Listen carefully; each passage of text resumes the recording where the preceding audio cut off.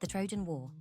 Athena's greatest conflict among all the great stories of Greek mythology, few have captured the imagination across centuries as completely as the tale of the Trojan War. That 10-year conflict between the assembled Greek forces and the city of Troy, sparked by love and pride, shaped by divine interference, and memorialized in Homer's great epic, the Iliad. And in this monumental conflict, Athena played a crucial role, supporting the Greek side with her wisdom and might, directly intervening at key moments, and proving why she was called both the goddess of wisdom and the goddess of strategic warfare. The seeds of the war were planted at a divine wedding, when Eris, the goddess of discord, angry at not being invited to the marriage celebration of Peleus and Thetis, threw a golden apple inscribed "To the fairest" into the midst of the gathered gods. 3 goddesses, Hera, Athena, and Aphrodite, each claimed the apple, and Zeus, unwilling to judge between his wife, his daughter, and the goddess of love, appointed a mortal to decide, Paris, a prince of Troy. Each goddess attempted to bribe Paris. Hera offered power, dominion over lands and peoples. Athena offered wisdom and glory in battle, promising that with her aid, Paris could become the greatest warrior who ever lived. Aphrodite offered the love of the most beautiful woman in the world, Helen of Sparta, wife of King Menelaus. Paris, thinking with his desires rather than his wisdom, chose Aphrodite. The goddess of love upheld her promise, and Paris traveled to Sparta, where he was welcomed as a guest by Menelaus. But Paris violated the sacred rules of hospitality, seducing or abducting Helen and fleeing with her back to Troy. This violation of xenia, guest friendship, one of the most sacred principles in Greek culture, gave Menelaus just cause for war. Menelaus called upon all the former suitors of Helen, who had sworn an oath to defend her marriage to whichever suitor she chose. These suitors included most of the great heroes and kings of Greece. A massive army assembled, led by Menelaus's brother Agamemnon, and 1,000 ships sailed for Troy to retrieve Helen and punish Paris. From the moment the war began, Athena and Hera, still bitter about Paris's judgment, sided with the Greeks. They would do everything in their power to ensure Troy's destruction, even if it took years to achieve. Aphrodite, true to her nature, supported the Trojans, protecting Paris despite his failings. Apollo, the god of prophecy and healing, also favored Troy. Ares, the god of war, sided sometimes with one side and sometimes with the other, while Zeus attempted to remain neutral, though his sympathies often lay with the Trojans. Homer's Iliad does not tell the entire story of the Trojan War. It focuses on a brief period in the war's 9th and 10th years, sparked by a quarrel between Agamemnon and Achilles, the greatest of the Greek warriors. But throughout the Iliad, Athena appears repeatedly, always supporting the Greek cause, always using her wisdom to counter the brute force that other gods might employ. In Book 4 of the Iliad, after a temporary truce has been called, Athena descends to the battlefield in disguise and manipulates Pandarus, a Trojan archer, into breaking the truce by shooting an arrow at Menelaus. The arrow strikes Menelaus but does little damage thanks to the armor protecting him, but the violation of the truce gives the Greeks justification to resume fighting with renewed fury. This scene demonstrates Athena's strategic thinking, her understanding that sometimes one must seem to break the rules to achieve a greater strategic goal. Throughout the Iliad, Athena repeatedly aids the Greek hero Diomedes, one of the great warriors of the conflict. In Book 5, Athena appears to Diomedes and removes the mist from his eyes, allowing him to distinguish between mortal men and immortal gods on the battlefield. She tells him to avoid fighting gods, with one exception. If he meets Aphrodite in battle, he may attack her, for she is a weak goddess unaccustomed to war. Empowered by Athena, Diomedes becomes nearly unstoppable. When he encounters Aphrodite on the battlefield trying to rescue her wounded son Aeneas, Diomedes drives his spear into her hand, wounding the goddess and causing her to flee back to Olympus in tears. Later in the same book, when Ares himself joins the Trojan side and begins slaughtering Greek soldiers, Athena once again aids Diomedes. She boards his chariot, taking the place of his charioteer, and guides Diomedes' spear to strike Ares in the belly, wounding even the god of war and driving him from the field. This scene is particularly significant because it shows Athena defeating Ares through superior strategy. Ares is physically more powerful, more accustomed to bloodshed and violence, but Athena's intelligent use of Diomedes as her instrument proves more effective than Ares' raw battle fury. Athena also frequently intervenes to protect Menelaus, whose cause started the war. When the Trojan prince Hector challenges any Greek warrior to single combat and Menelaus accepts the challenge, Athena ensures that Hector's spear does not strike true, turning aside potentially fatal blows and keeping Menelaus safe until the combat is interrupted.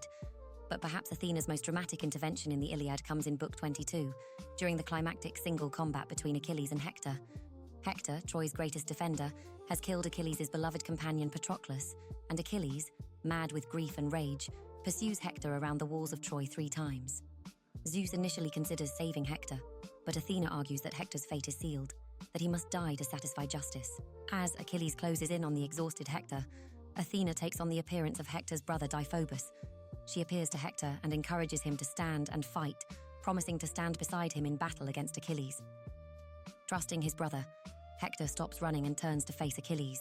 But when Hector throws his spear and misses, and turns to ask Deiphobus for another spear, Athena has vanished.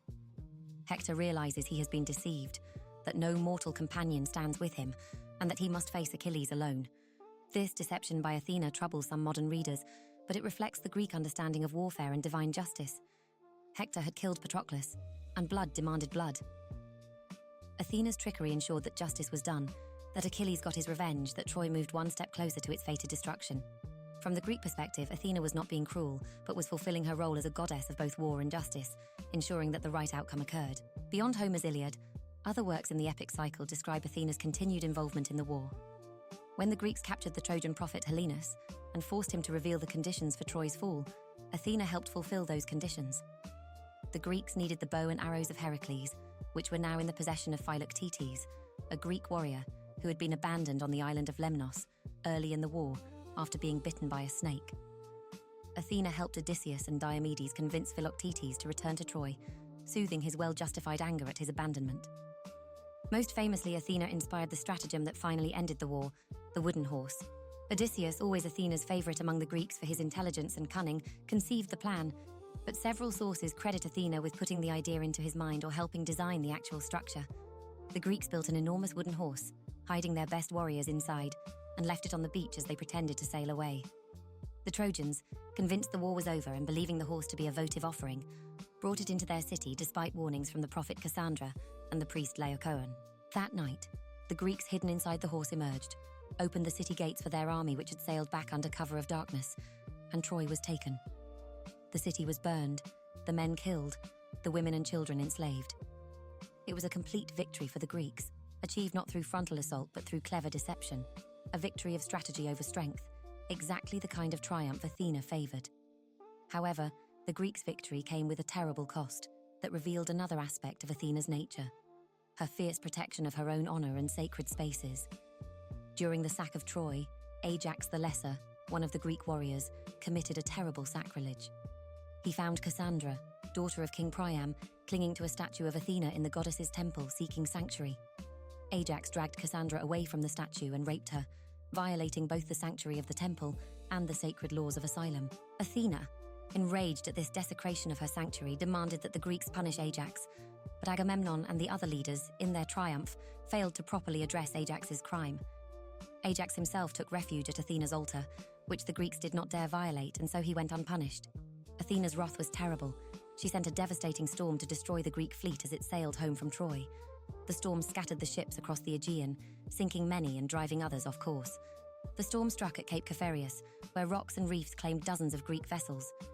Ajax's own ship was destroyed, and though he initially survived by clinging to a rock, Poseidon split the rock with his trident and Ajax drowned. According to some versions, it was Athena herself who struck the rock with one of Zeus's thunderbolts, which her father had given her permission to wield. This aftermath of the Trojan War demonstrates Athena's absolute intolerance for violations of sacred law and proper worship. She had supported the Greeks throughout the war, had helped them achieve victory, but she would not overlook crimes committed against her or in her temples. Justice, in Athena's understanding, applied to everyone, even to those who fought on her favored side. The violation of her sanctuary demanded punishment, and when the Greeks failed to provide it, she took matters into her own hands. The scattering of the Greek fleet led to many individual adventures that would spawn their own tales. Odysseus's 10-year journey home, recorded in Homer's Odyssey, was in part a consequence of Athena's storm. Agamemnon's return home to be murdered by his wife and her lover was made possible by his ships being driven off course. The aftermath of Troy became, in some ways, as significant as the war itself, spawning countless stories and lessons. For the Greeks listening to and reading these stories, the Trojan War as a whole and Athena's role in it taught several important lessons. First, it demonstrated that intelligence and strategy were as important as physical courage in warfare. The wooden horse, not the strength of Achilles or Ajax, finally took Troy. Second, it showed that even in war, certain sacred laws must be observed. Ajax's violation of sanctuary brought divine wrath that overshadowed even the Greeks' victory. Third, it proved that Athena, though she favored the Greeks, did not favor them blindly. She punished Greek wrongdoing as harshly as she rewarded Greek excellence. The Trojan War became the defining moment of the Greek heroic age, and Athena's role in it cemented her